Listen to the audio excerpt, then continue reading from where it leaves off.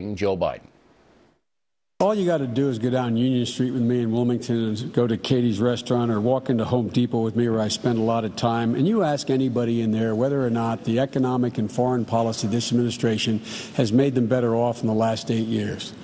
Say it ain't so, Joe. There you go again, pointing backwards again, though. You prefaced your whole comment with the Bush administration. Now, doggone it, let's look ahead and tell Americans what we have to plan to do for them in the future. All right, Governor Palin joins us now from Scottsdale, Arizona. First of all, what are Vice President Biden's weak points in a debate?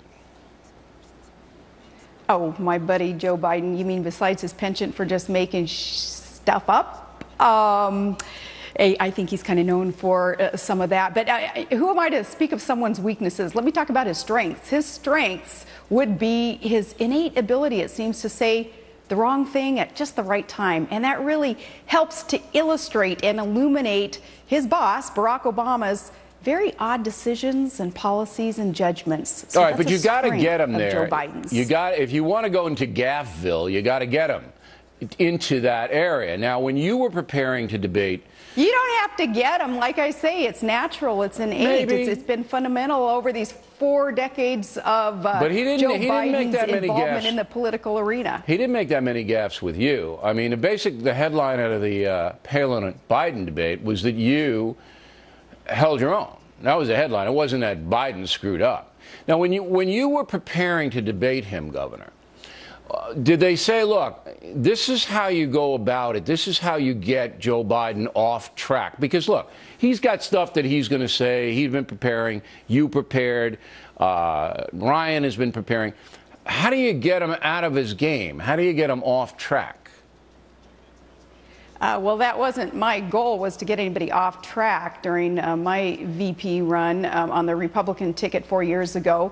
In fact, the strategy handed me by the McCain campaign was a set of note cards, probably 6 inches high, a note card saying, here, memorize these. And it all had to do with, for the most part, foreign policy issues which were not top of the ticket in terms of issues at the time. It was the economy. We should have talked more about the economy and how Barack Obama would lessen opportunities for economic recovery at the time. Instead, I was asked to memorize a whole lot of things about foreign policy that weren't as relevant in the voters' minds as the economy would. So looked at the note cards over a number of days, and finally realizing how inconsistent and a bit convoluted some of the answers were, at some point the candidate just has to kind of check those and decide, I will stand on my own record, my own philosophy, my own principles, making sure that they coincide with the top of the ticket's views, and we'll go from there in a debate. So you went rogue and you threw the cards away and just were yourself, and that's what happened.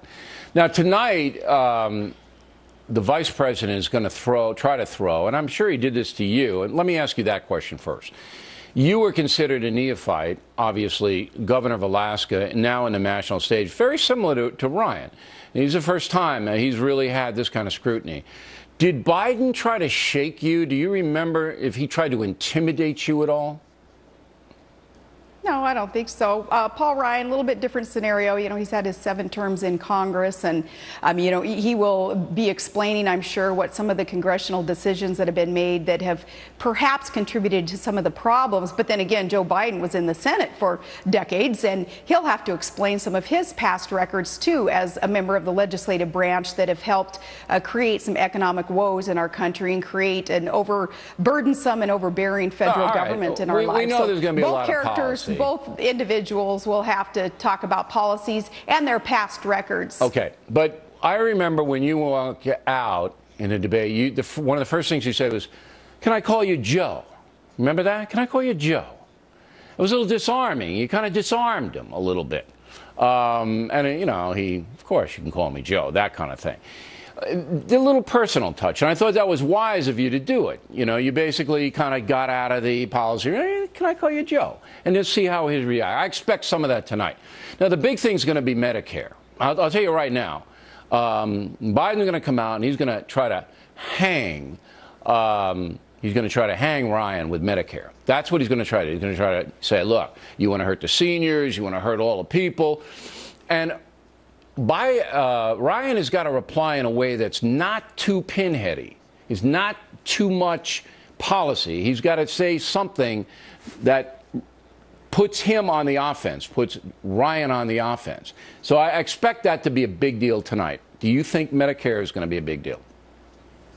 It'll be a big deal, but what Joe Biden will do, which I think is kind of stereotypical of all Democrats, he'll play on emotions instead of the data, the facts, the numbers that speak for themselves. What Paul Ryan and the Republican ticket represents will be this fact, Bill, that if you want Medicare to continue, if you want Social Security to continue, if you want these safety nets in our society, then we have to make sure that we have a budget that is balanced, you have to sell that will allow these programs to not become bankrupt. Absolutely. And Joe Biden will try to skip all that. But you have to sell it. See, Ryan's got to sell it, and he's got to sell it in a way that puts the vice president on the defense. And it's a tactical game. It's like a chess game.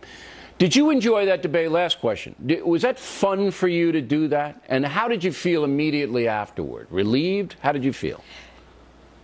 I loved the debate, and I wish that we would have had more than one. Remember, at the time, Bill, I had a 16-week-old baby when I jumped on the national scene, and I had a son, my oldest, who was deployed in Iraq at the time. So I was able to keep things in perspective, coming from a personal point of view that kept things, again, in perspective, knowing what really mattered and knowing how important it was that we articulate what our solutions were going to be for that future generation. You know, Were you nervous? Were you nervous out there? It still is my life. Were you nervous? No, not you weren't nervous because not at all. Did I look nervous? No. You know what you need to do? Read my book, Going Rogue, because I explained all that background stuff about the VP debate, and there are some hilarious anecdotes in there that I think talk about what it was like to prepare and how wonderful it was to have wonderful people around me in the vice presidential debate, and those good people, many whom are still by my side. It was some good recollections in the book. All right, Governor, thanks for helping us out tonight. Next on the Rundown, Democrat Bob Beckel will reply to Sarah Palin. And later, Vice President Biden's Catholic faith being used against him in a political ad. We'll show you that upcoming.